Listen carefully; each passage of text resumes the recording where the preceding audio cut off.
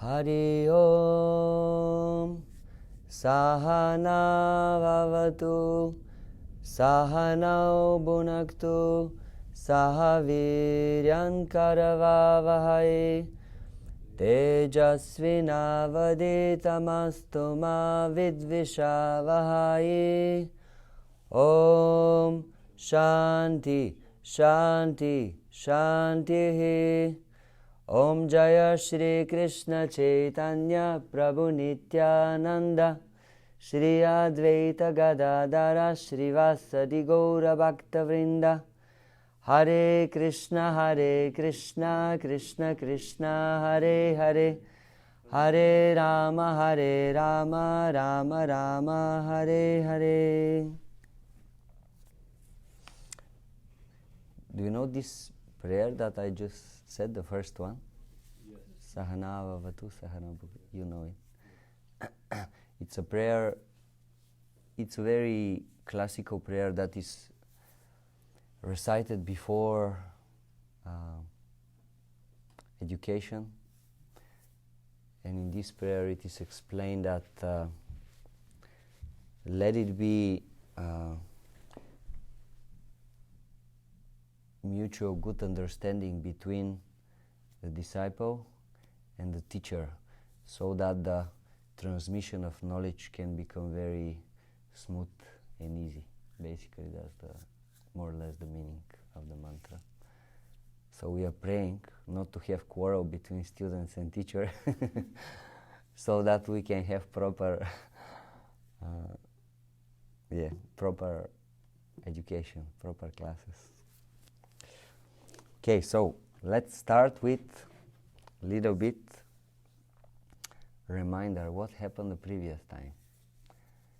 If you remember, we started with a little explanation about philosophy and theology, and we said that now we are going to study the philosophy and theology of Bhakti Yoga or Krishna consciousness. And then we took our first three terms, which were Sambandha, Abhideya and Prayojana. And now you can tell me what is the meaning, like practical application of these three terms. But let's start with Sambandha. What is Sambandha? Relationship, connection, yes. Between? God and self, or soul. Yes. With two souls, or souls with a God, anything? Correct, yes. Knowledge about the connection between God, the living entity, the soul, and the energies of God, material energy, spiritual energy. So basically knowledge about the reality which is around us. And also, if you remember, we said that this principle can be applicable not only into the theology. Hare Krishna, welcome.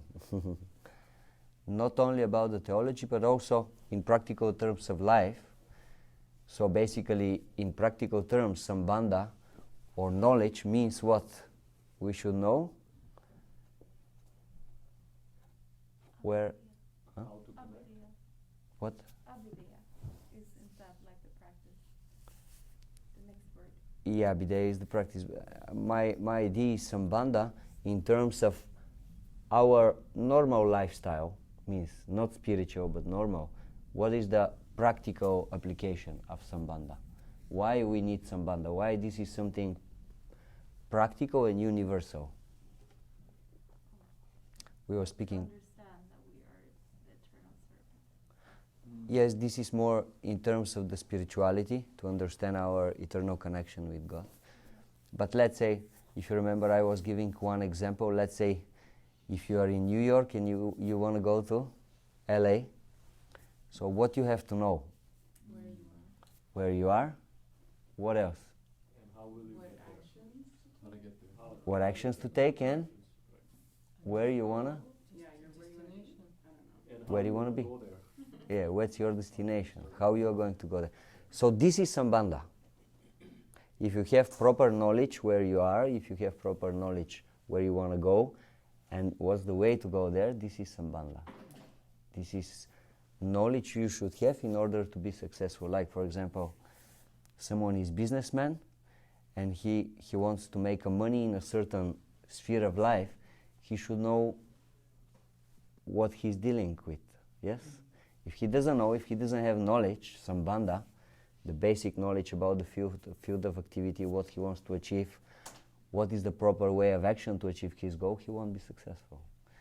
So that's why we are saying that this is a universal principle, Sambandha Gyan, and it's valid for spirituality, but also it's valid for our practical material life. Means spiritual life is actually more practical, but very often we think that actually material life is more practical than spiritual. Okay, so Sambandha means knowledge.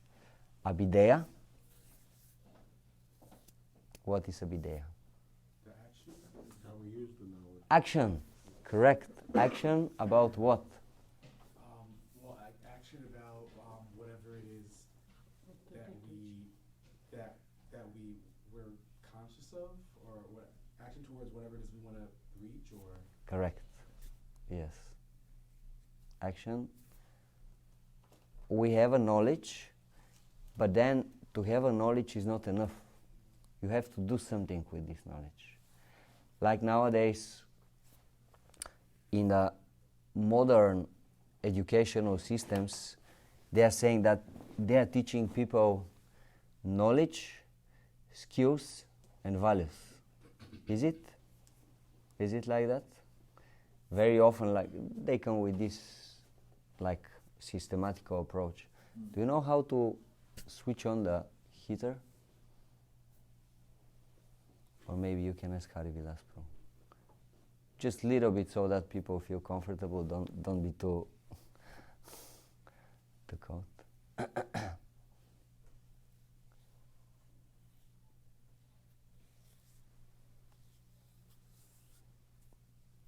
Anyway, so the modern education wants to give us knowledge, skills, and values, but actually what we are receiving in most cases is just Sambandha, or theoretical knowledge about things. We get theoretical knowledge about knowledge, theoretical knowledge about skills, and theoretical knowledge about values. But we don't really receive them. Why? Because to get knowledge, you need little bit time. To develop skills on the basis of this knowledge, you need more time. And to develop values, it takes lots of time. Values, basically qualities, to develop a character. It takes lots of time. It takes lots of education. So basically nowadays, education says that gives these things, but not completely. To some extent, yes, especially skills. In some schools you may get. But value system is very, very difficult to get nowadays. So Abhideya means when you have knowledge, when you have Sambandha, Abhideya means how you put this knowledge into practical terms to achieve your goal. And what is the goal? What's the word for our goal? Prayojana. Yes, correct. Say it again. I'm sorry. Prayojana. Prayojana. Prayojana means the goal. So basically, we will be motivated to learn something and to put it into practice only if we have a goal that motivates us. If we don't have a goal, we won't be motivated to make any endeavors. Is it so? Basically nowadays, if you go outside and you see all these people running here and there, they have goals to achieve. If they don't have goals, they'll just stay at home the whole day. I mean, at least the men. Maybe the ladies, they'll go out and do something because their nature is more active. The men, they are totally fine just to sleep whole day at home and just, okay, bring me something to eat around like 3-4 o'clock in the afternoon, and then I can go to sleep again, watch a little bit TV. I'm totally satisfied. Often. Not always, but... Okay, thank you very much. So, this is our, we could say, first lesson, Sambandha, Abhideya, and Prayojana, practical knowledge. And then we started to discuss about connection between spirituality and the modern viewpoint, the scientific viewpoint. And we were discussing that very often people, they give different arguments why, according to them, there is no spiritual existence, there is no God.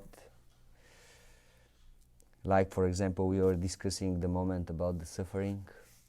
If there is God, why we have so much suffering on this world? And there is no really proofs that God exists, so that means He doesn't exist. Also, that spirituality more or less is based on a faith, belief, which very often is kind of blind, but actually scientific approach is always experimental, so everything is proven with facts, with figures. These are some things that we can hear very often. So, do you believe in that? If Not the blind faith, or seeing without believing, or believing without seeing? well, I don't think spirituality is based on a blind faith. And now we will give few examples why. We were discussing them the previous time. Like, for example, there is one argument that like some people are saying there is nothing supreme, but actually something should be supreme in this world. So basically, okay, you can choose which is your God, but God does exist because there is something supreme. You can say the universe is supreme, or there is like some supreme light, or some supreme intelligence, but something should be supreme in the universe. And then we also spoke that the origin of everything can be either nothing, or impersonal, or personal. There is no more options than this one. So basically, on the basis of these three, we can see there are different beliefs, different philosophies around the world. Some people, when it comes to philosophy, they say, yeah, we came from the nothing, and some, and go to nothing, yes. Some others are saying, well, we are coming from the big light. The big light is out there. One day we'll go back there in the big light. And then we, the Vaishnava approach, the Bhakti approach, is that the absolute reality is person, but at the same time is impersonal, means has both features, personal and impersonal feature. Because if there is something which is not part of God, how He is God, how He is perfect, how He is complete. So God should have everything within Himself, both personal and impersonal aspect. We also gave this interesting logical argument that if we try to trace back the origin of the humanity, we will see that we have a father, and our father had a father, and he had a father, and in this way we are reaching a person that he did not have father. So this is God. The person that does not have father, this is God. That's why Krishna, one of his names is Ajja. He is not born. He never appeared like we appeared from the womb of a mother, and so on and so on. Of course, he appears like that in some of his pastimes, but it's just a question of pastime. It's not... Question of his goal, right? Question of his goal. What he wants to do. Sorry? I'm sorry. It's No. a question of his goal, what he wants to do. Like his Yeah, I mean, Yes, correct. Correct. Is his free will. In our case, it's not a question of free will. If we want to appear on this world and act, we have to have a mother and a father. It's not a question of choice. But Krishna, he may appear in a different ways. Like, for example, when he appeared as Krishna, he had mother and father. But for example, when he appeared as Dhanvantari, this is one of the incarnations of Krishna, he appeared from the milk ocean. He just appeared. He was carrying one pot with nectar, with Amrita, whoever drinks from this Amrita, he becomes immortal. So the demigods and the demons, they immediately started fighting for the Amrita, from the nectar of immortality. So yeah, he has a choice. He can do it the way he likes it too. Is it open to? It's open, yeah, whenever you want to ask something, just lightly, what do you think defines something from personal and impersonal? Is it like the way we describe Krishna? Is it our own individual relationship with Krishna? Is it something that's because it's religious or spiritual? What defines something as impersonal or personal? yeah, we are going to speak later especially about this topic, but now we can say that impersonal means something with which you cannot have relationships. And personal means you can have relationships. And God, he can be both. Some people, they want to have personal relationship with God, and with them, for them, he will be a person. But others, they don't want to have personal relationship with God, and that's why for them, he is not a person. He is a principle. He is the principle of existence, or he is some energy or some light. They perceive it in a different way. It's the same entity, same thing, but how you perceive it, it depends on your desire, more or less. Because Krishna is saying in Bhagavad Gita, Yeya tam mam prapadyante tam stataiva bhajami aham. In whatever way people want to reciprocate with me, this way I am approaching them. So basically it's a question of our choice, what kind of relationships we want to have with this Supreme. What will serve the highest and best value for the self to, because if you request that, if you desire that, and Krishna will match it, it's for the soul's benefit, right? That's why everyone's beliefs is right for their own. It may not be always for the soul's benefit, but Krishna respects our free choice. That we want to have a relationship with him in a certain way, and he respects that, and he reciprocates with that.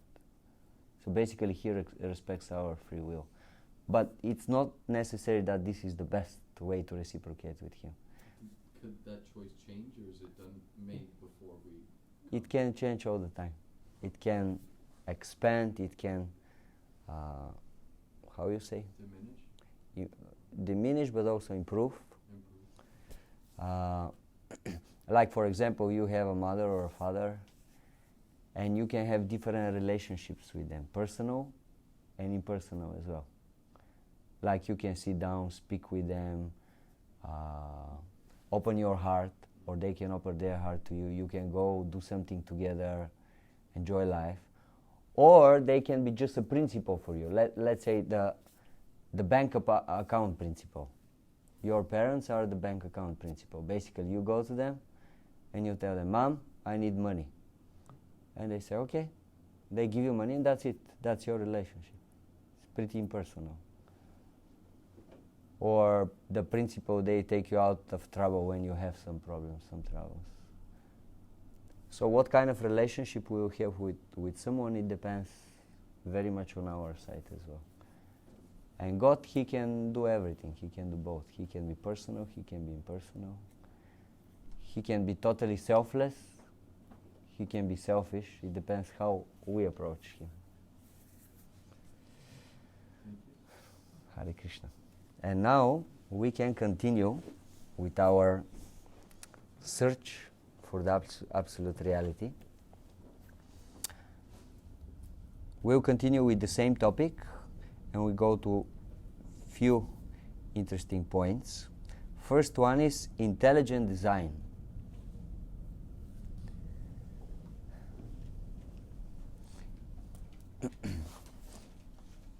Basically, if we look around and if we see universe, we will see that lots of intelligence is put into it to be made. And here we have a nice example.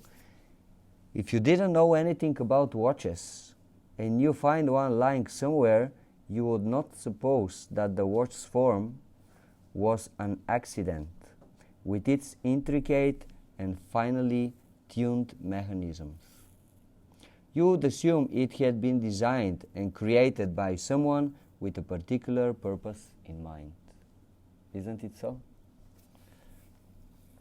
Similarly, the incredible complexity and perfection of the creation indicates intelligent design.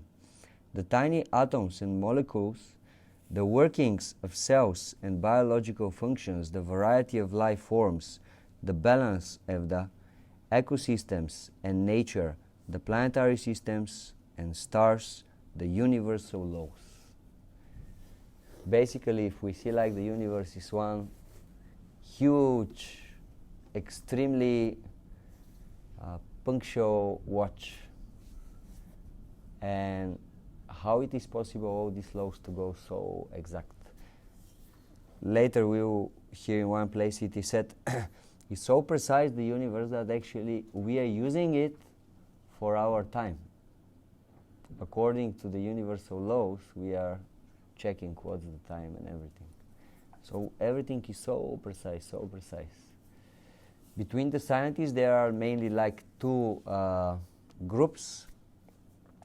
One are supporting like the idea that the world came from nothing, and other scientists, serious scientists, they are more or less, they are like spiritual people, all of them.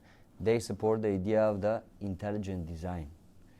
That it's not that everything happened by chance, like all these laws and everything is moving so precisely year after year, and all this is by chance. No, it's not by chance. It's made. These laws are made by someone.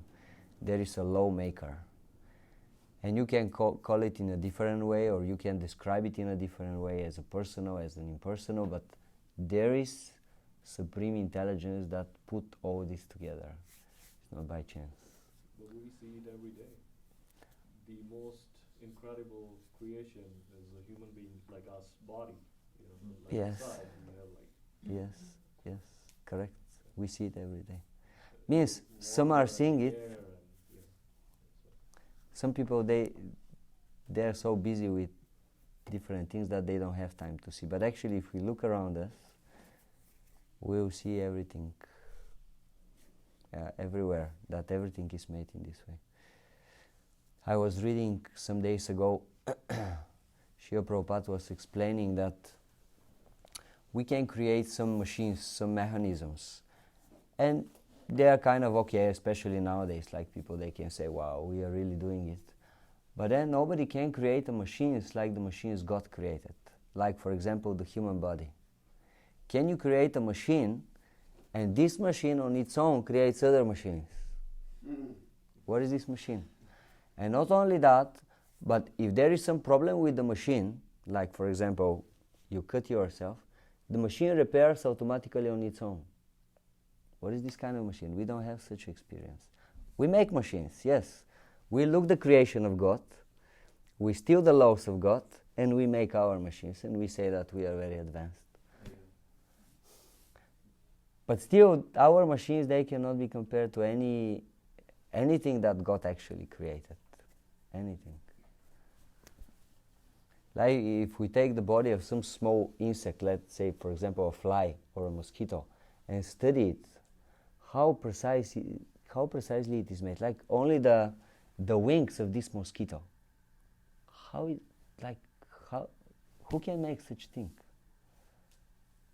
He's so refined, so precise.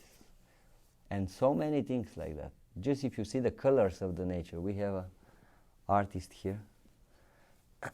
Just if you see the color, just start looking around. I mean, which artist can create such amazing, colorful pictures? It's like autumn time, for example.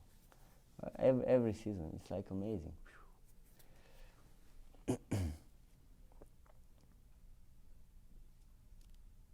So Srila Prabhupada is saying, it does not matter whether or not we see the lawmaker behind the common laws. We must admit that there is a lawmaker. Matter can never work automatically without a living hand, and therefore we must admit the existence of God, the supreme living being, behind the laws of nature. Our practical experience shows that always, in order the matter to move, needs a living entity. Like you can have the best machine in the world, but this machine has a button. And someone has to start the whole process. Someone has to go and just push the button. Then maybe this machine will automatically work for a very long time. But someone has to start the process. And this is always a living force. It's the living entity. So that's why generally we are saying life is coming always from life. It cannot come from matter. Matter cannot start organizing itself on her own. The life should start the matter. Then the matter can do miracles. But without the life, the matter cannot do anything. Just that thing.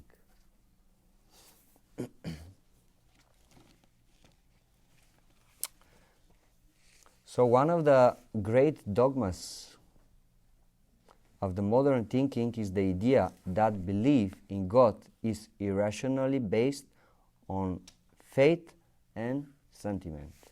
Is it so? Generally, the scientific people, they think that belief, religions, are based on just faith. Okay, I won't use the word blind, but faith and sentiment.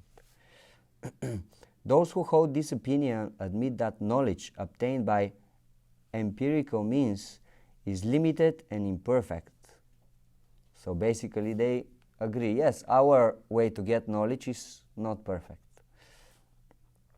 But they still dismiss any alternative body of knowledge that lies beyond their inherently defective and limited empirical knowledge, even though scientific attitude demands that the alternative hypothesis be rejected only after sufficient consideration and testing. So basically the scientists, they are saying something is scientific only if you make experiment. And at the end, according to the result, you could say that this is true or not. Basically, we cannot accept the things on the basis of our feelings or on the basis of our faith. We should make experiment. And according to the end of the experiment, we can conclude what are the facts. But then if the spiritual people go to them and tell them, yes, we have our way to make experiment, like for example, come in the Hare Krishna temple and live for 2 months and practice a certain lifestyle. This is your experiment, and at the end you'll see what are the facts. If your consciousness is elevating or degrading, if your habits become better or worse, they are not ready to accept this experiment. This is a scientific experiment. Who's like the scientific people or the spiritual people? Generally the scientific people. Okay, and isn't spirituality the same as that example of the scientific group? Like you said that it doesn't start with matter, life needs to press the button. Like it takes a life source to give life, Correct. to give birth to something. Yes. Isn't that the same thing as science? Like we go out into life and we have that a goal and you're experimenting because, as we've already established, there's so much within and without that goes on that we don't know how it works, right? We're uninspired to move forward towards our goal. Isn't that a scientific approach? Like we're just, yeah, you have plans, you have goals. A lot of them aren't even, so linear. Most of them are changed or divine intervention. Like it's almost like it feels like it's an automatic thing. And that's what I was going to ask you earlier. How much of it is an autonomous process versus a very singular, intentional knowing of what a desired outcome is? Because like, I don't know, if I asked a question here, or sorry guys, I'm Jordan. I can try to extract please. something in order to say something. It's okay. Well, everything starts with the desire of the living entity. Just as we said a little before that, God is so merciful that gives us opportunity to decide what we want to do. And when the living entity wants to try his luck separately from God, not in the spiritual world, then we get a chance in the material world. So you could say, in this case, the desire, our desire that we have, is the pressing of the button. And then the whole mechanism starts rotating automatically. The whole material creation is created, all the universes, all the opportunities, possibilities to try your luck. And you just enter into this, it's like, how you call in English, this swimming, there's a swimming pool down, and you are very high. A slide, yes. So basically something like that. You are there on the top, but once you jump in, then you go wherever you're going. That's it. Right. So isn't it about like a quality of just experience, of moment? Or is it really like day-to-day rushing around, doing things, checking it off the list, and Both. focusing on the moments that are actually real? Both. Or like not real? Both. But the real choice is made in the beginning. That's the real choice. And now we are making every day some small choices. But all these small choices, we are already in the box. Everything is already predestined. Into the box, every day you have like, yeah, I can go to eat here, or I can eat there. I can eat at 12 o'clock, or I can eat at 3 o'clock. I can react harshly with this guy, or I can try to be a little bit more polite. But everything is already predestined. Like where you go today, which people you're going to meet, in what kind of situation you're going to be. All this is predestined. I found the answer. It's surrendering. Okay. In that process of Great. So because there's a lot of paradoxes between what you There at are. least the way I hear it. It's like a lot There of are. dualities or two sides to the coin. That There is are. like absolute truth, but then there's still like gray areas, or there's the goal, but that's why now we are trying more systematically to study all these things, because we are going to put them in a boxes in our mind.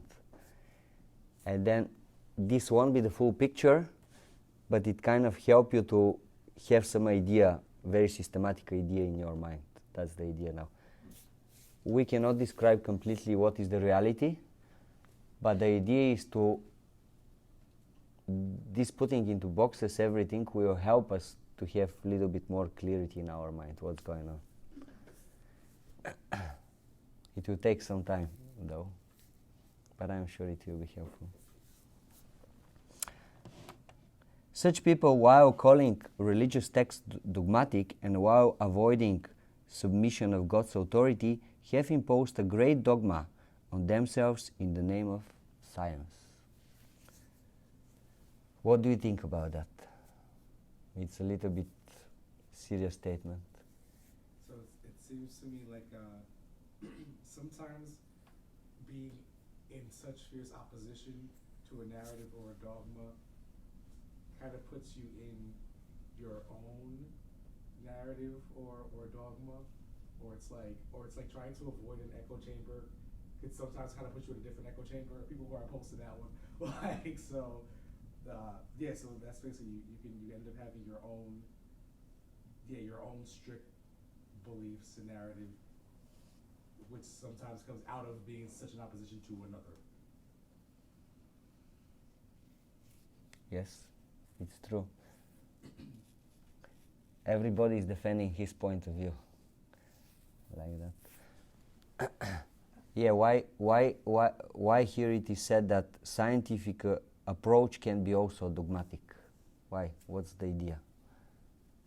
Because they hold a strong form, so and you cannot go out of this box. So it's just like they put that numbers, whatever, it's like facts or whatever, and it is so. That was probably happened with Darwin or something in 100 years, 150 years, 150 years. It just changed the mind of the whole world because it was dogma. Mm-hmm. Now it's unproven, or whatever, who knows, but it's still dogma, Like now the facts trying to just break that dogma, right? Yeah. Well, the idea of science is that you are searching and you don't know where it will go, and you just make the experiments, and wherever you go, you go. But with the time, science changed because there was a main science or main scientific views, and sometimes were coming things which were not exactly fitting into the picture of these main scientific views. So what about these things? So more or less all these things, they were just put aside because they cannot be explained from the modern science. So from this perspective, you could say science can be something like a blind faith. Why? Because when some other facts are coming, other numbers are coming, we just say, well, what to do with this? Let's just pretend that it does not exist. That's the easiest way. And there are many such scientific facts. I can just throw a few names of books. You can, if you like, find them and read them, and I think you'll be very much benefited. Like, there are two very nice books of Michael Cremo. The Forbidden Archaeology is one of them. Have you heard about this book? And his second book is Human Devolution. And there is another very nice book of Devamrita Swami, In Search for Vedic India. These are books that actually show things from a historical point of view or archaeological point of view that doesn't really fit with the outlook of the modern science. So basically helping us to see the world scientifically from a different perspective. Yes. I was going to say, like, it mentioned some of the distance, the astronomical distance from Earth to Moon or to Sun, which is like so specific that science is finding out all those numbers actually are the true numbers. And it's been going on for ages and thousands of years, explained through Vedas. So there has to be some kind of measurements. Scientifically we can see that the Vedic knowledge had very structured knowledge much more before modern science. Yes, that's true. Just what we were trying to explain is that from one perspective, although modern science is very much advanced in many ways nowadays, like we can see, like sometimes I'm really surprised. For example, now if I switch on my Google, and immediately I can see that actually I'm now in the temple of Hare Krishna here, Schemerhorn Street. It's amazing, huh? So from one side we are scientifically very advanced, but from the other side, maybe yes, maybe no. From spiritual side, definitely no, because all this scientific advancement is just taking our energy and putting it in more and more opportunity for gross sense gratification, and our vital energy, which is meant for spiritual advancement, is going in this direction.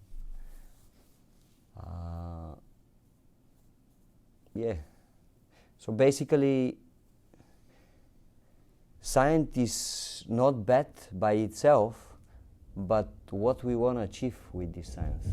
Like nowadays we see that through science we are just trying to achieve faster and better ways to advance in our material facilities, to give more and more comforts to the body.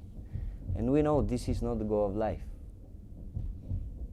This is just like you have your life and you have your car, and year after year you take very nice care of your car, and you are never doing anything about yourself. Is this real life? Can we say this is real life? So this is what the modern science is giving. It's giving you some facilities, it's giving you bigger numbers or faster speeds, but why we are doing this? This is what we are missing. What is the goal of all this advancement? And if someone comes and say, yeah, all this is meant just to serve God, they are saying, no, you are just fanatic. So this is one problem with the modern science.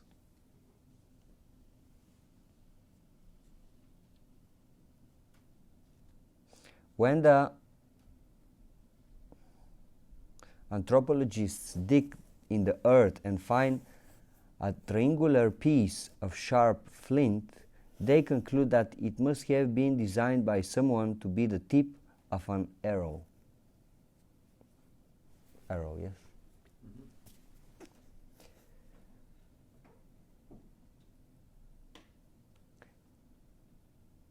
They conclude that it must have been designed by someone to be the tip of an arrow. Such things designed for a purpose, scientists agree, could not be product of chance. When it comes to living things, however, the same logic is often abandoned. A designer is considered unnecessary. But the simply a single-celled organism or just an DNA of a genetic code is far more complex than a shaped piece of flint. Yet, atheists insist that these had no designer and were shaped by chance events. So basically, in some cases we are using one logic, in other cases we are not using this logic. If you just dig in the ground and you find very interesting shape, let's say stone or something like that, you say, oh, this must be meant done from the people like 1 million years ago or something like that. But then when you see a little bit, for example, the human body, and you see all these amazing shapes, then, well, it just happened by chance. It took a little bit more time, like a few 100,000 years or a few millions of years. We are not using the same logic.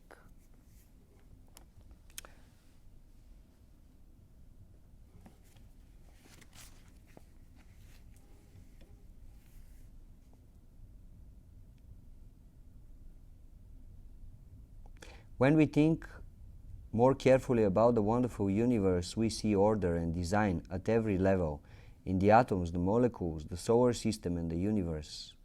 Scientists continue to find new and astonishing aspects of this order. The very word cosmos means an orderly, harmonious, systematic universe.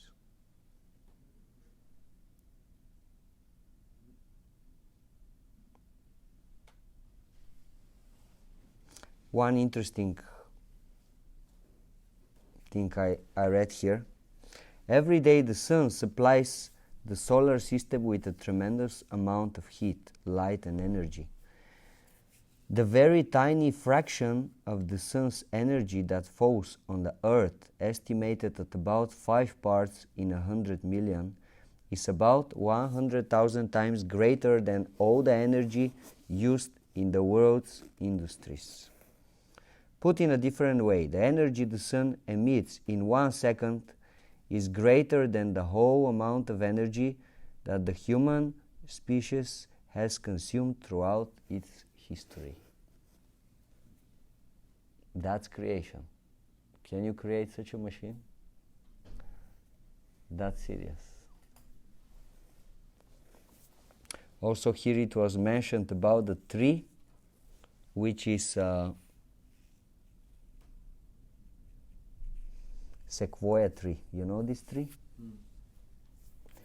It's 300 feet high,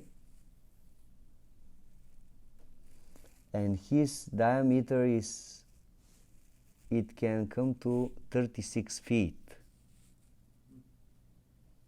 One tree may give enough wood to build 56-room houses. A big tree. Can you create this? So this is actually what God created. But some people are saying, no, this, it just happened by chance. Where we are saying, no, it's not by chance. There is intelligent design behind it. Someone thought about it, someone made it, someone created it.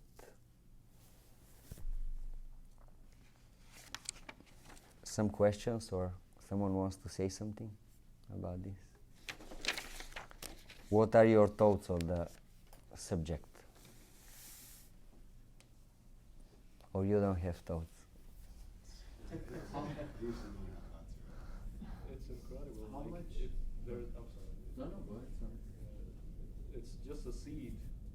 When we plant the seed, it just, when you break it up, break it open, you don't hardly see anything. But when you plant it, with the sunlight, water, and the air, and the soil itself, it just gives us whatever we plant. It's just mind-blowing. Yes. I was just gonna say, I think it has to do with perspective a lot, where, for the longest time, we believed the earth was flat. Now it might be coming back as like a fad or something like that, but. Isn't it not flat? Huh? Srila Prabhupada said, wherever I go, everywhere the earth is flat. Yeah. It depends on the perspective, yes, I agree. Just, this is,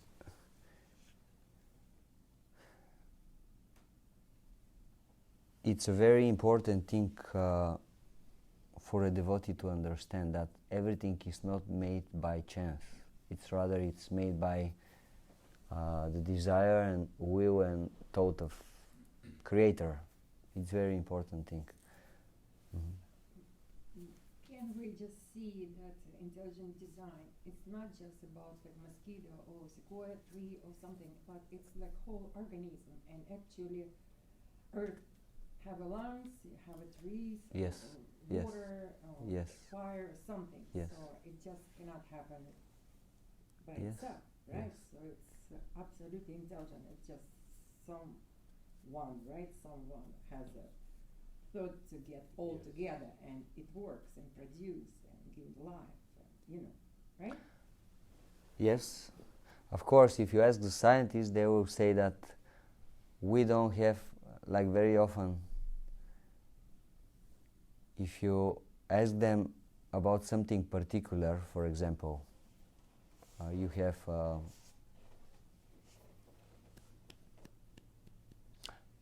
there are different interesting things going on in the world. Like one thing that I just came now in my mind. In Greece, you have one of the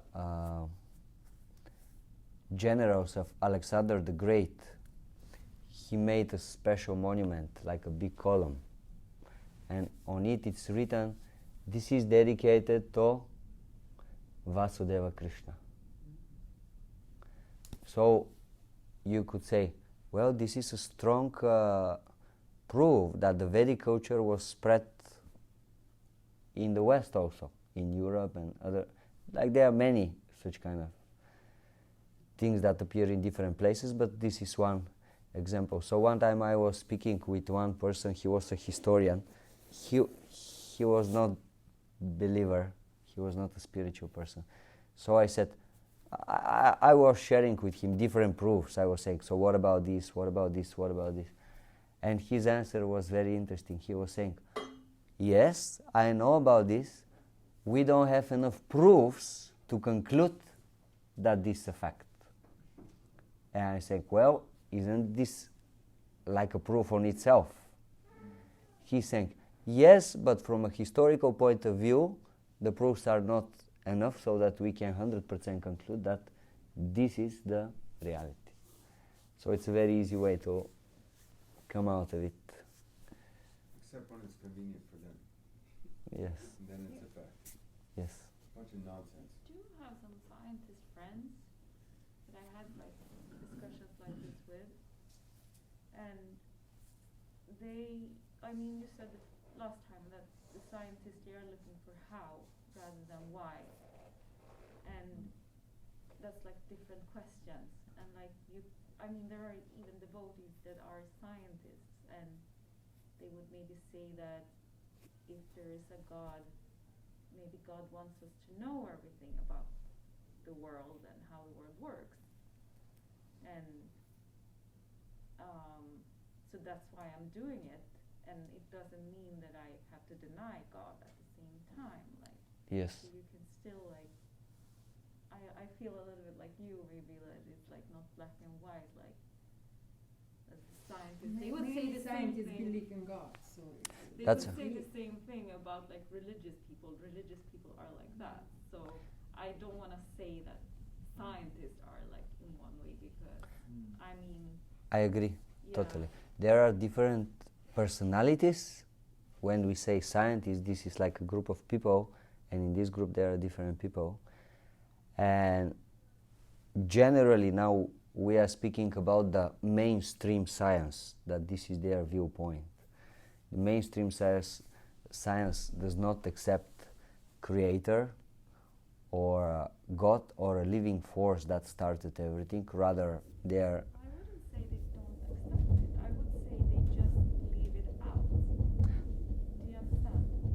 yes, It's a different like field. You would put it under theology. yes and no, Something. yes and no, because What does it matter? They say they want to discover everything they can about the world anyway, like how yes, it works. well, yes and no, the because atoms, like because they do give explanation how everything started. If this is not their that's field of yeah. activity, then they have to say, this is what we are dealing with, and this is in what we are good, But and then- these are the results that we are achieving. And this nobody can say anything because we see them. But it depends on what scientist then you're talking about. Like, Well- about this like biologists that researches how the world started. Yeah, they might say that, but if you talk about like someone who's doing research on how the heart works, they can still believe in like. Yes, that's Like, different. it's That's different. But the science as a But you can't say science. Like They're that. That's asking what I'm different saying. questions, right? Yeah. It's like more like. you cannot, yes, you cannot say, and still we see that the main branch of science denied spirituality. No, they leave it out. But maybe we think different then. I'm feeling. I just feel they just leave it out. Leaving it out is denied, no? Yeah. It's the same thing. because I don't know. I don't know. Leaving it out, Some scientists can believe in they can have a remember we were speaking earlier how it can be very personal, your relationship with your higher power. So a scientist can be asking the question, how does this heart work, and also still believe in an origin story. But there are scientists that they ask the question, how did this world begin, and they come to a deduction. Yeah. Because It's I don't think different scientists leave room for like undefinables or let's give little bit historical perspective on this. One upon a time, the science and spirituality were one thing. Actually, the first scientists, they started They were Go- philosophers. They were philosophers, and their goal was, in a scientific way, to prove that God exists. This is how everything started in this way. But then, just like maybe 2 centuries ago or so, when the science started improving a little bit more and more and more, some of these clever guys, they said, well, if we are advanced in science, why do we need religion? And why do we need God? Before, people were praying to God in order to achieve their daily bread and peaceful lifestyle and not to have problems from nature. That's why they were praying God. But now we have the science, and through science we can achieve everything. We can decide what is the weather. We can decide how much food to produce, what kind of food, with what quality. We can do everything. So now science is God. the human playing God. Yes, that's why do we need religion? We don't need religion anymore. Actually, from the religion we are seeing only bad, because when church enters into the scientific circles, they mess up everything. So let's just divide these two. Let the church be church and the science be science. And in this way our science will not be influenced by spirituality, it will be just neutral thing. And we will come to a neutral conclusions. But actually, some other scientists are saying that their conclusions are not so neutral. But again, okay, I won't go more deeply into this because this is very, from one side we can say not so important topic, but actually it's an extremely important topic because it touches the most subtle contaminations of the living entity, because this is how everything started. We came into this world and we wanted to play the role of God, and basically to show that we can control and we can enjoy separately from God. So these people who are scientists also, they are conditioned living entities and they have this in their hearts as well. Maybe sometimes they don't see it, but automatically they prefer to show that there is no supreme controller and that they are independent. Sometimes it is like that, actually very often it is like that. But again, I'm not categorizing them, I'm not putting them all in one category. I totally agree. They are different scientists. I personally have friends who are scientists and they are devotees and they believe in God and they want to prove that God exists through science. But if you go on the scientific world, you see that actually those people, they are very much minority. And their opinion is not taken very seriously, rather the other viewpoint is the established scientific viewpoint. Isn't it because it's based off consensus? Like everyone has to agree upon an idea? Like that consensus ideology in human experiences, that swarm? It's based on what kind of times we are living.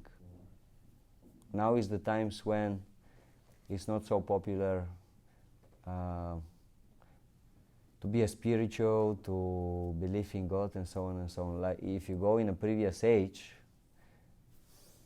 then you will see that everybody was believing in God. Scientists or no scientists, it doesn't matter. Actually everything was starting from God. But because you just explained we didn't have such advancement in science, so there was more things that we didn't know. And that not knowing, we have to turn it over to something. But then once humans got up to speed, so to speak, and they started answering a whole bunch of questions and finding solutions and not allowing other people to come up with their own solutions and bend the mold or something, that's when it's the tipping of the scale, the balance of power. Like, well, the question is when actually people were more advanced, now, right, yeah, now or before. Now Now we are advanced. Something we have, we have these gadgets that we can keep in our hands and think we can do many things with them. But like, for example, even the scientists, if you ask them nowadays for many things, they are saying they don't know how people did it before, like pyramids or all this, how they were doing these things. In India, there was one temple, it's a very famous temple. It's called Konark.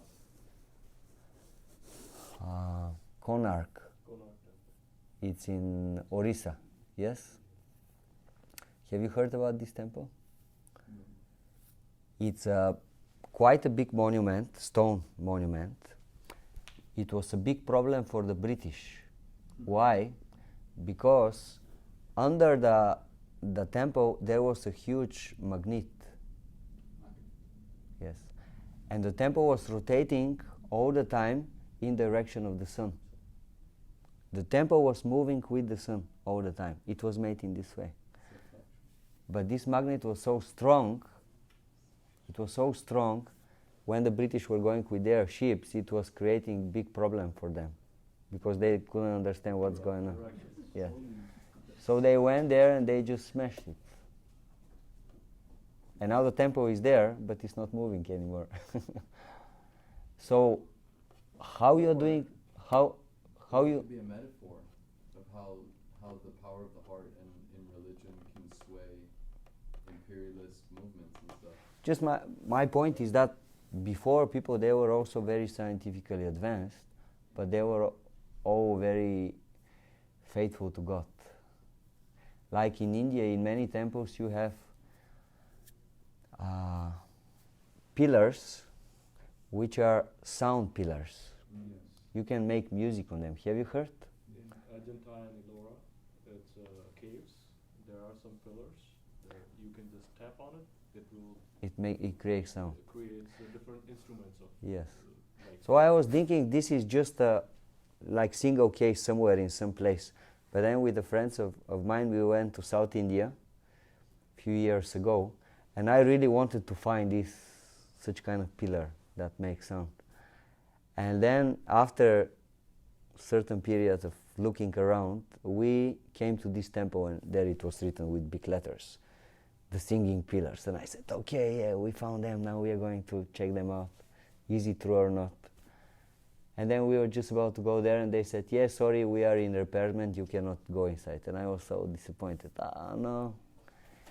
And then we went to other place, and then just by chance, I decided to knock on one of the pillars, and it started making sound. Like inside there is nothing. Very beautiful sound, like a drum. And then after that, during our trip, maybe on 6, 7, 8 different places, we found such kind of pillars. So apparently for this time, it was something like totally common. They know, like, if you make a temple, you have to make at least few pillars like that. Wasn't sound and instruments like one of musical instruments. yeah Yes.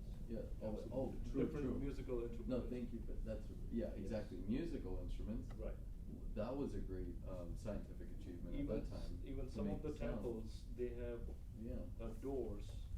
You cannot open through any of the keys or anything. It just opens by the chanting. Get out. Yes. Wow. The Garuda, Yes. is that one, I believe Garuda one was like that. But- There are so many different, like millions temples around throughout the countries. You will be amazed. Like only with the chisel and the hammer, you cannot just create. Like even scientists today, they can't figure it out, like how they were created. Right. Yeah. There's So- a temple which has 80 tons of solid rock on the top. And they just don't know how, like hundreds of miles, there is no such stones you can't find. So, and Yes, it's been there for like some years ago, hundreds and thousands of years. I'll Google it. Thank you for sharing. there is one very famous temple in India. It's called Ananta Padmanabha Temple in Trivandrum. And it's known that this is one of the richest temples in India, but nobody knew why it's considered like that. That's the temple Padmanabha temple. Okay, Yeah, underneath. yes, They correct. cannot open the door because it has Yeah, like the- so much treasure in the. They know. Well, they opened it Right. 2, Only 3 with the years temple. ago. Yeah. There was some the Brahmins, the priests there, they didn't want it to allow, but some guys from the government, they came with a special order that they have to open these places. So they have 3 of those completely like locked and sealed. So they opened 2 of them, and in these 2 of them, they are saying they found the treasures which are worthy of 23 35 billion. trillion something. Yes, Yeah, they But- don't even have it. but they don't know because it's not just the value as a gold. There were so many golden things there, and so it's just the value of these nice, beautiful, shapely ornaments and so on and so on. So this was only 2, and the third one, when they wanted to open, the priests really boycotted, and they said, no, this really you don't have the right, and they just went back. So what do we know? What do we know about the world? Like Europe, now Europe is considered quite a wealthy place, yes? Especially Western Europe. That's a lot. But it was not like that before also. After 250 years of. Right. So most of these riches actually they came from India. And even I was watching a documentary, and the lady there was saying that the British, they made the whole train system in India with only one purpose: to be able to take out all the valuables from India to the West. And even nowadays, like if you go and see like some of the national museums in London, most of the things are from where? Like this huge gem on the crown of the queen is from where? So before there was also a scientist, but all these scientists, they were totally believing that everything is coming from God. And if you read different scientific books of the Vedas, like Ayurveda or astrology or Dhanurveda, all the different scientists, always they start with the idea that let's remember that all this knowledge came from God, and let's use it for the pleasure of God. This is always how they start. And then you go into the technical details. And nowadays, it's not exactly like that. Most of the time, actually, it's not like that, yes. I want to share a funny story. A little before joining the movement, I remember I was exploring also these kind of things, and I watched one seminar on YouTube, and there was this Indian doctor who was like, he was believing in God, and he studied the Vedas, and he was trying to do this, to install faith in the original science. And he was explaining how there was a meeting of scientists, these mainstream scientists, most of them, and he was there also.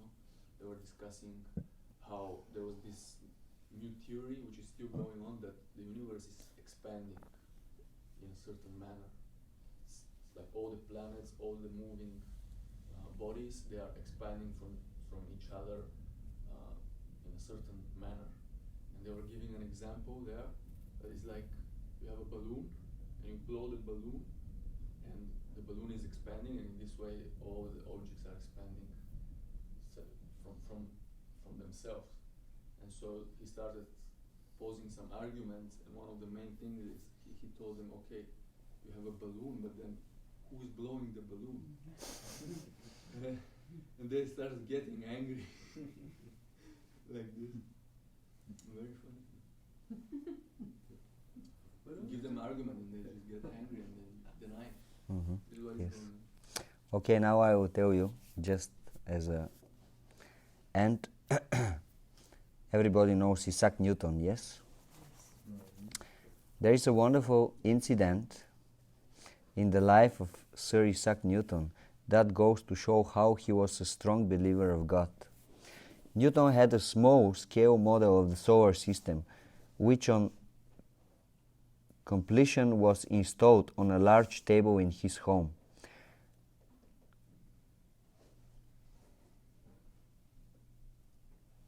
So basically this model was not just staying, but everything was made in such a way that all the planets, everything was rotating, like the real movements of the planets. One day one of Newton's atheistic friends came by for a visit and was naturally intrigued by the model. Having expressed admiration at the workmanship, he inquired about the artisan. Newton replied in all seriousness that there was no artisan. The model had just popped up by chance. Of course, the visitor was not convinced. Finally, Newton explained, "You refuse to believe that this spinny contraption came about by chance, and yet you are convinced that the great original, the actual solar system, of which this mechanism is only a model, has come into being without a designer or a maker. Now tell me, by what sort of reasoning do you reach such an absurd conclusion?" Thus Newton defeated his friend and made him realize that behind this marvelous creation of the universe there is the hand of God.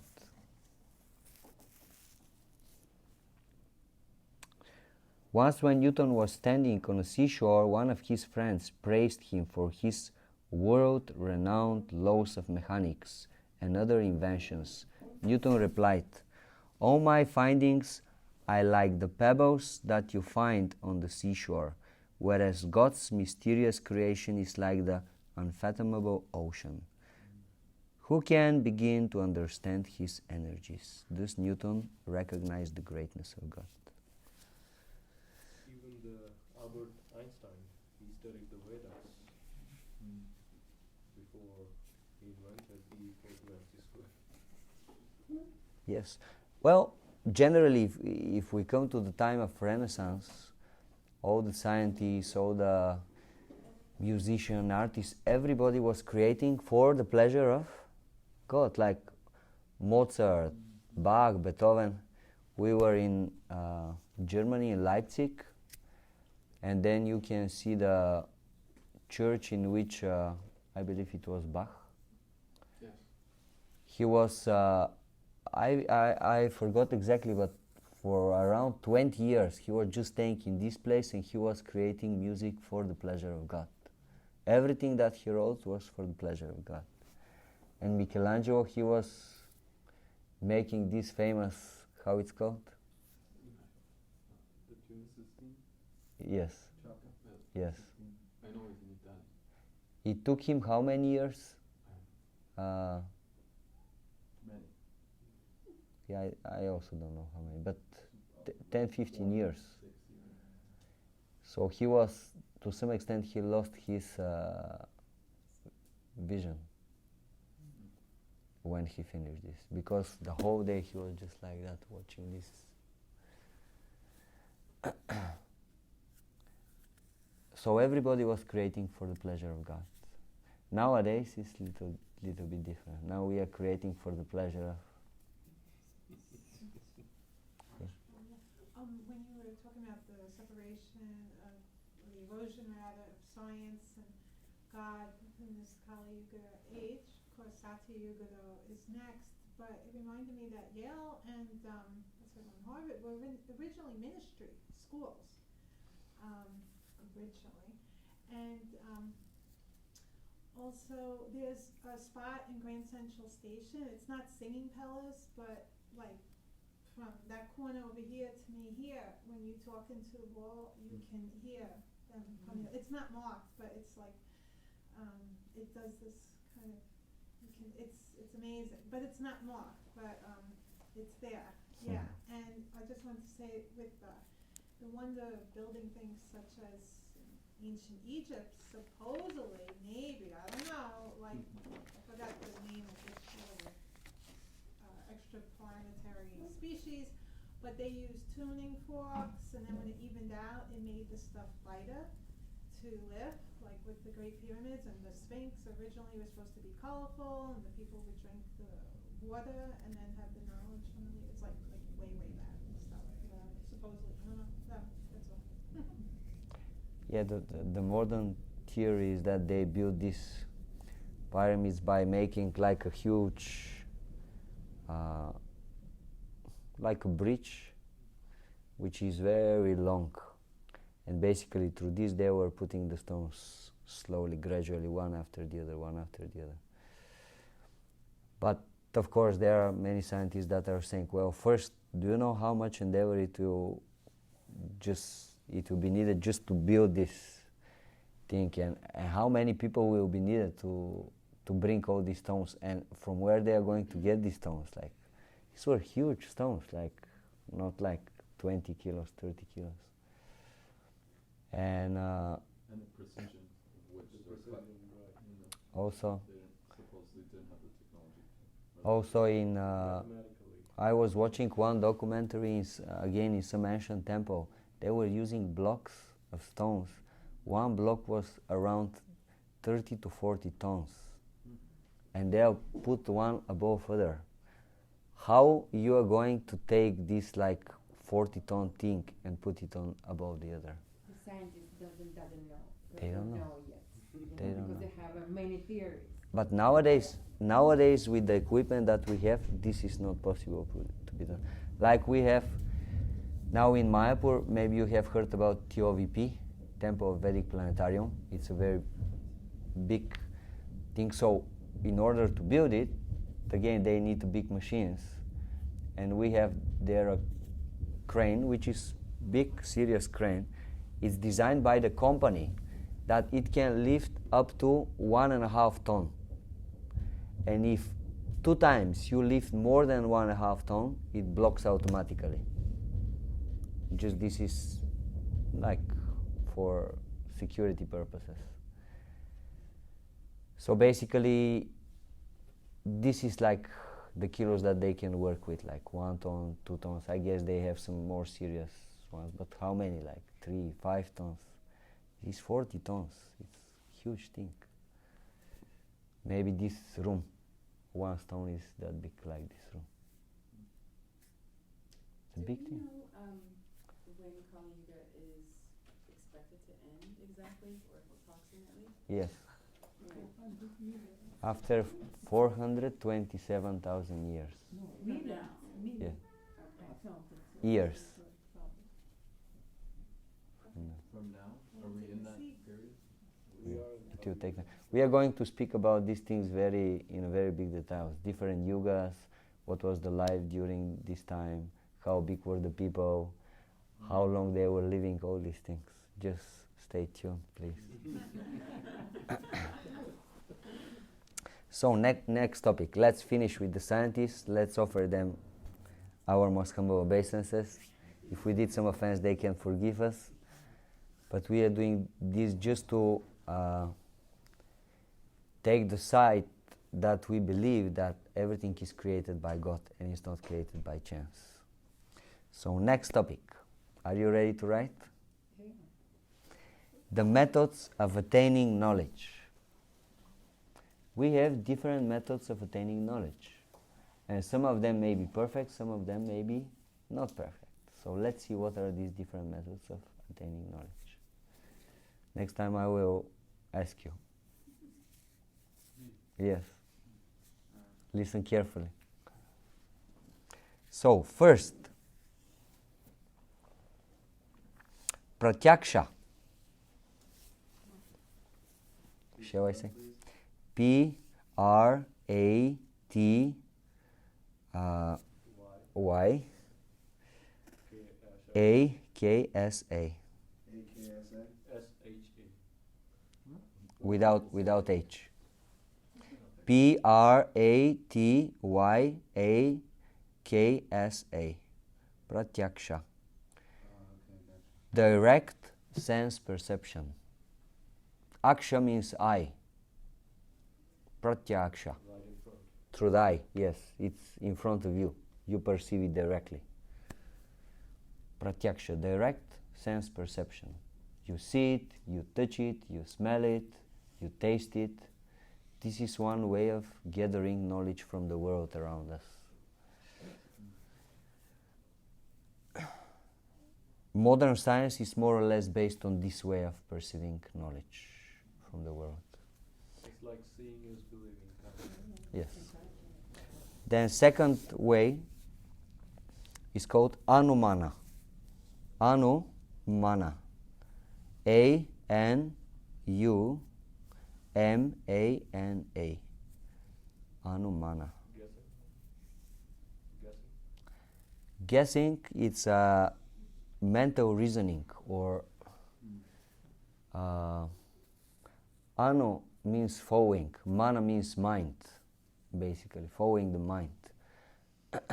You get some knowledge through your senses, and then on the basis of this you can come to a certain conclusion. For example, one of the most classical examples given is you see fire in front of you, and then you can conclude, oh, we have a fire, yes? But then you are seeing a mountain, and you see from the top of the mountain is coming smoke. And then your mind, seeing the smoke, make the conclusion, oh, there is a smoke. If there is smoke, that means there is a fire. Which it may be so, it may not be so. But it's a kind of like logic, right? So it's just we assume. So yes, yes, through logic, yeah, correct, through all that. exactly, through logic. Anumana, Can you say again what was the meaning. meaning? Yeah, can you say the Mana means mind, and anu means following. But what did it mean? Just short. Can you Sho- say it again? Using logic, Using logic. yes. Or mental reasoning, you can also write it if you like.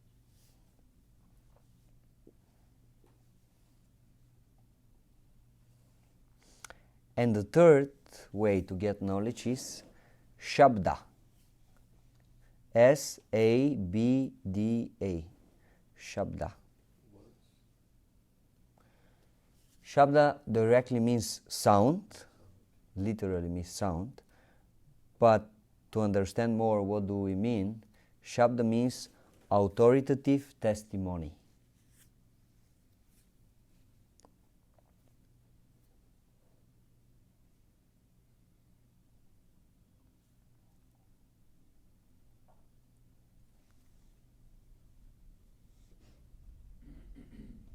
Like, for example,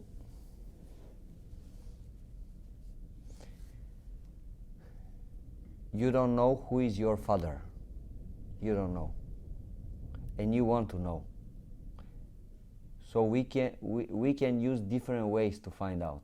One way is we can just start going to each and every man and asking him, are you my father? Are you my father? It's a way to do it. Yes? It will take some time though. Other ways you can use your logic. Okay,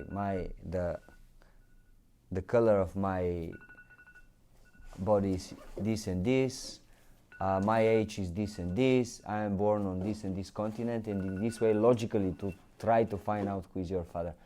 It's possible, yeah, but it's not so easy. And there another example is given. You can just go to authority and ask submissively, and the authority can tell you. Who is the authority? Who is the person that knows who is your father? Your mother, yes. You go to your mother, you ask, and she can tell you who is your father.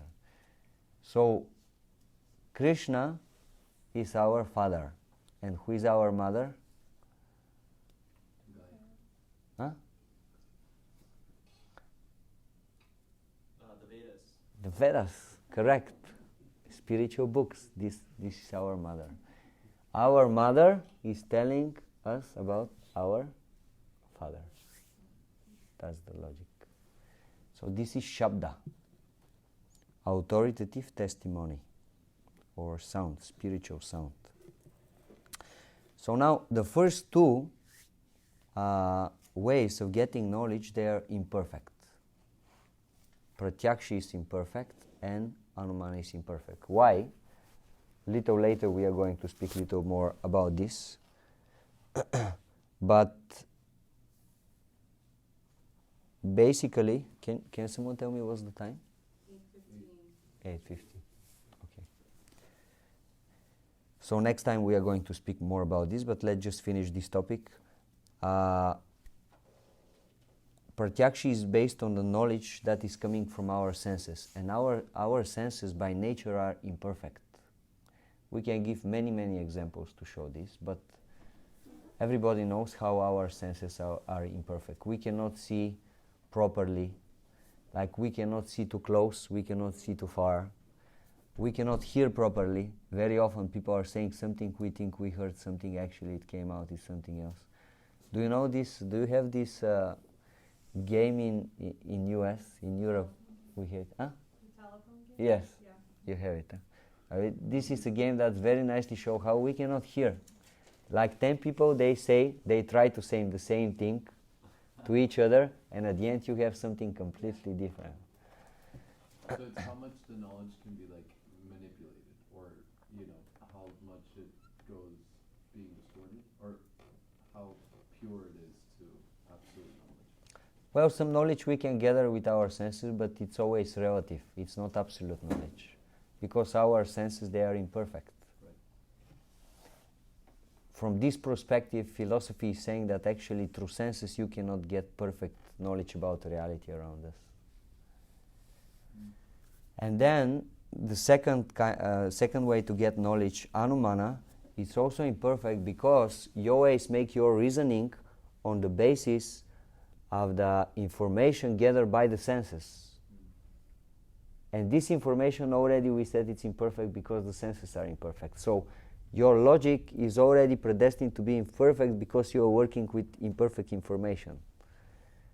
That's why it's problematic. That's why we can see that actually in the modern world, things are changing all the time, all the time, all the time. Why? That means you are not working with absolute reality, absolute knowledge. Everything is, today is like that, tomorrow is like that. Doesn't change go in somewhere with Bhakti and all of the above? Change, like metamorphosis, ebb and flow, water, waves, planets, change. Yeah, it's okay. So why would change not Be okay. kinda, yeah, I don't want to, yeah. Well, because the subject of philosophy is absolute reality. The philosophy has the idea that there is, now we are living in temporary reality, but there is absolute reality above this one. So we want to find out what is this. What is the absolute thing? So yes, things, they are moving constantly, they are changing, they are going in a circles, this, that. But what is this thing that never changes? But how you are going to understand something that never changes with something that always is changing and it's imperfect? How you are going to perceive a reality which is transcendental with something which is material and which essence is imperfect? That's the problem. I got that. Cool, thanks. Yeah, I was just gonna say, like, I really kind of like relate with what you were saying about, particularly about like Anumana, like, cause I would classify myself as like a very like analytical and logical person, but even with that, I understand that like, well, there's always something I don't know, so I'm trying to draw these conclusions based on what I'm seeing and what I'm hearing, but then my conclusions could be wrong, and someone could have a different perspective. So it's like, even in my analysis, I'm aware that my analysis is imperfect. So Yes. There is such a verse from this book Mahabharata that is saying that logic is imperfect and the arguments are inconclusive. And each wise person has a different opinion from the other wise persons. Why? Because you are intelligent and you think in a certain way, but there is other intelligent person. He perceives the things from other perspective. And it's always like, if they start having conversation between themselves, it's always, their knowledge is always inconclusive. Because they have different points of view. Yes. I have a joke, like, if two Jewish people get together, they have three opinions, at least, you know, so. No, I'm right. Yeah, I have no idea about you. It will start arguing. Well, this is true for material reality. It's always like that. For material reality, it's always like that. Isn't that because of the illusion of self and not, like, why can't it be that? No, it's because of because of the imperfect nature of the instrument with which we are gathering information from the world around us. Within the instrument of which we gather information. Yes. So Our senses, right. by nature, are imperfect, and because they are imperfect, whatever knowledge we get through them, it's also imperfect. That's the problem. Like if you have a spiritual senses, and they are perfect, you gather perfect information. But now we don't have. We have material senses, and they are very much limited. Our eyes are limited, our ears are limited, our taste is limited. Everything is very much limited. That's why information we are getting is very much Like limited. experiential learning, going in there and doing it versus anecdotal, getting it from the Vedas. Like, Yeah, but our experiential learning is based on the information from the senses, and senses are by nature imperfect. So how we are going to get absolute experimental knowledge? By imperfect source of this knowledge. That's the problem. That's one very big problem that philosophy has. Like modern scientists, everything is based more or less on knowledge gathered by our senses. But philosophy is saying, yes, For practical purposes, that's fine, but this is very much relative. Like whatever now is true, after 20 years it won't be true anymore. And we can see that things are changing all the time. What about the eternal now? Like, why That's different. prophetizing something in the future when in that moment your gut to not get an attack? We are going to speak about this later, You? about the eternal now. Okay, cool. That's the point, yes. That's why the chapter is so beautiful, because it helps give vision and clarity. It's the key to open the door. Yes. It's so important, it's like the connection. What did you say? Can I ask something? Yes.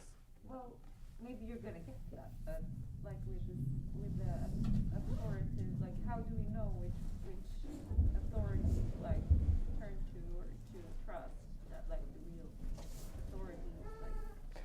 How do we know which authority to trust? That's a very good question. Well, I will park this question for the beginning of the next time, because we are already No. Yeah, over time. it's a big question. It's very important. This is one of the most important questions, because this is how we are going to get knowledge what is the reality. So it's very, very important question, very nice question. Can you repeat the question, please? Like Which the God? authorities, like how do we know which one to trust? Which one are the right Like ones? the qualitative How do we authority. determine that? See, in a way, what I understand is like, you get like 10 things, 10 ways to do things. But if you know, like, which is on the higher level, you will just go approach directly without wasting time with the, I'm trying to say like demigods, and then you have a god on top of it. So Krishna. you go through demigods, or you just go straight to the higher authority. This is very higher understanding for the Western world. Generally, we even don't go to demigods. We just want to do it on our own. I'll do it alone, independently, isn't it? Yes. Sometimes it's just because we don't know knowledge, like if we know more, so we have a more freedom to meet, right? Well, let's for a beginning just to understand the point that if we gather knowledge through our senses, this knowledge is imperfect. And if we try to gather knowledge by mental reasoning, this is also imperfect. Imperfect means we can come to some conclusion, and we can practically even use it in our life. It may do the job, but this doesn't mean that this is the absolute solution for all the problems, for all the people in the whole universe. No, because it's very much relative knowledge. Shabda, authoritative testimony, can give us perfect knowledge because it's coming from perfect source. What's the idea? We have a beginning, origin of everything, God or Supreme or the intellect of the whole universe, and he has the absolute reality, absolute knowledge. So now, if there is a way to get from him this perfect knowledge, we will have a perfect knowledge.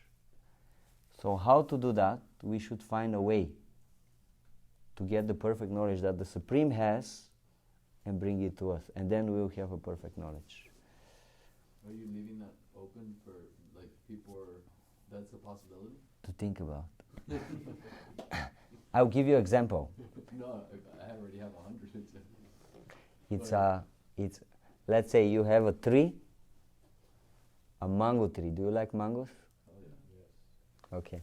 You have a mango tree, and you have a very nice mango at the end of the tree, on the top of the tree. And the mango is exactly ready to be eaten. Very soft, very juicy, very sweet. Can you imagine? So now, this is, let's say, 20 meters above the ground, and you are down, and the mango is up. How you are going to bring it totally perfect to the ground? Call Arjuna.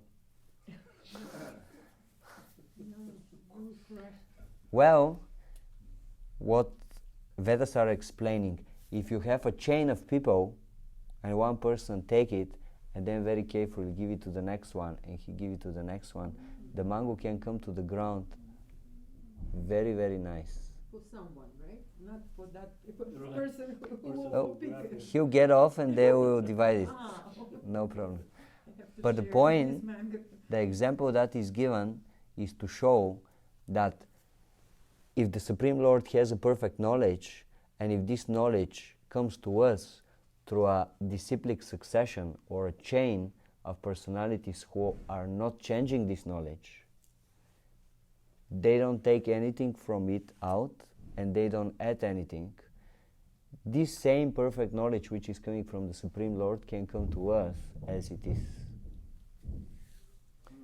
So this is a little bit new concept for getting knowledge. Generally we are not used to working with this concept. That's why we'll just leave it to stay for some time. Let's think about it, and next time we will continue with this very important question about authority. What is authority? What are the qualities of authority? How to be sure that we are getting a real authority? Someone who really can give us the knowledge as it is. Because this is our goal, to get knowledge, yes? The Native American tribe Cherokee has a story, what's the difference between heaven and hell? And both rooms have the same conditions of a big cauldron of soup. And each of the 12 people around have a 6-foot spoon. In hell, they're starving Marvin, and because it's too big to feed themselves, so they starve them to death. But in heaven, they're coloring their skin, they're healthy looking, because each person took that 6-foot spoon and fed across from each other. So it kind of reminded me when you said the tree, the disciple succession. Yes, it's a nice story. I know this story. I like it very much. Yeah, I want to piggyback. I left it at what you said because obviously this is where, but it just goes to show us that we're not the self only, that it's a collaborative experience. Like there needs to be that. Like it can't be done right with us being the bridge to. You need to get the mango, being the absolute truth. Like, what are your thoughts on it? Could it be done with the self only? Is that enough? Are we enough to be able to nurture that network, or is it a collaborative experience? Well, we on our own will never get perfect knowledge if we depend only on our own endeavors, because we will mainly depend on our senses and our mind. So we can get some knowledge in this way, but it will never be imperfect. It is just like, can you imagine a small ant? And this small ant is here somewhere, moving in this room. And this ant is trying to understand everything about New York. How it's going to happen? Like with his senses and his logic, this creature to try to understand what is New York. I cannot understand what is New York. Living organism. This is what we are trying to do. We are staying somewhere in one room, in whatever, and we try to figure it out what is the universe. There is no way.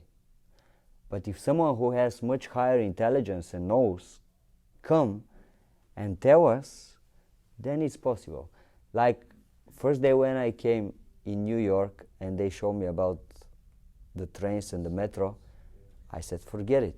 I would never be able to learn this. This is like so complicated, like so many lines, so many, it's like too much. No way, I tried. Like I was trying to figure it out, what's the system, this and.